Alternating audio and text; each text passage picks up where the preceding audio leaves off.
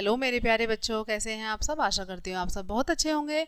तो बच्चों शुरू करते हैं क्लास फर्स्ट व्याकरण का चैप्टर नंबर 4। हमारे चैप्टर का नाम है बच्चों शब्द और वाक्य, यानी कि वर्ड एंड सेंटेंस। तो आज हम पढ़ेंगे बच्चों शब्द और वाक्य के विषय में। पहले अलग अलग शब्द होंगे जो उनसे वाक्य बनते हैं, उनके विषय में पढ़ेंगे बच्चों। सभी ध्यान से सुनेंगे और समझेंगे। सबसे पहले है बच्चों, पिक्चर में दिखाया जा रहा है हमारे यहाँ पर टब। और टब कैसे बनता है? सबसे पहले टे प्लस बै, अब इन दोनों को मिलाएंगे तो क्या बन जाएगा बच्चों? टब। नेक्स्ट है हमारा थे प्लस नै बराबर थन, दोनों के मिला के बन गया थन।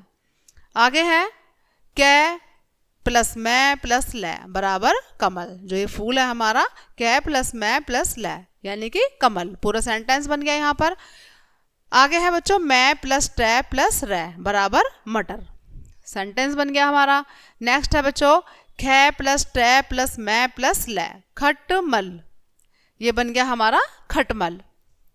आगे है ए प्लस जै प्लस गै प्लस रै बराबर अजगर, पूरा सेंटेंस बन गया हमारा अजगर।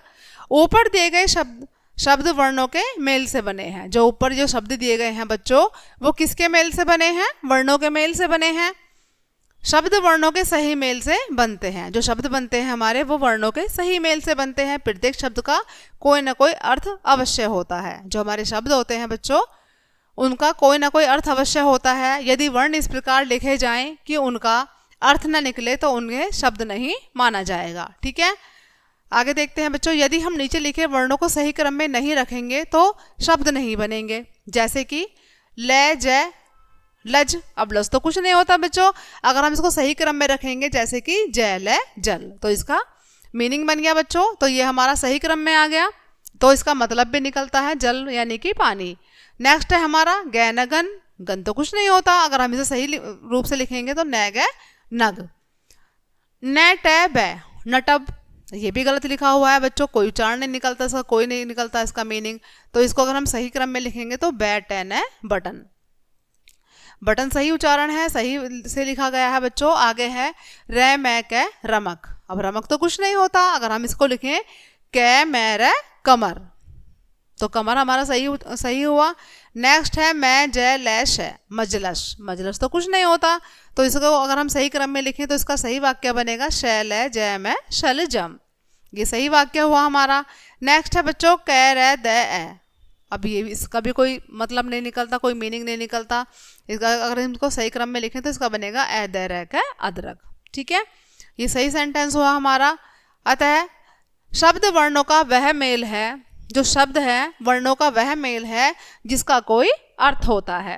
ठीक है, वाक्य, अब वाक्य के विषय में पढ़ेंगे बच्चों। शब्दों को जब सही क्रम में रखते हैं तो वाक्य बनता है। जब हम शब्दों को सही क्रम में रखेंगे तो क्या बनेगा बच्चों? वाक्य बनेगा। जैसे कि गीता प्लस पढ़ती प्लस है, अलग अलग लिखा हुआ है।